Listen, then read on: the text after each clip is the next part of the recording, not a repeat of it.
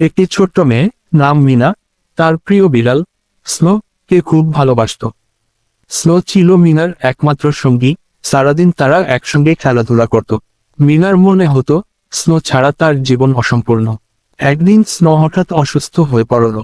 মিনা তার বাবাকে জানালো, আর তারা স্নোকে পশু চিকিৎসকের কাছে নিয়ে গেল। চিকিৎসক জানালেন স্নোর বয়স হয়েছে এবং সে খুব দুর্বল। মিনা প্রতিদিন স্নোর পাশে বসে তার যত্ন নিত, আর ভাবত স্নো যেন তাকে কখনো ছেড়ে না যায়। কিন্তু একদিন সকালে মিনা দেখল স্নো আর নড়ছে না। তার ছোট্ট বন্ধুটি তাকে চিরতরে বিদায় জানিয়েছে। মিনার মন ভেঙে গেল। সে অনেক কাঁদল। স্নোর জায়গাটা যেন শূন্য হয়ে গেল তার জীবনে। তবে মিনা জানত স্নো সবসময় তার হৃদয়ে থাকবে। সে তার প্রিয় সঙ্গীর স্মৃতি নিয়ে বাঁচতে শিখল। মিনা ধীরে ধীরে বুঝল, যদিও স্নো আর নেই, তার ভালোবাসা ও স্মৃতি মিনার জীবনে চিরকাল অমলিন থাকবে।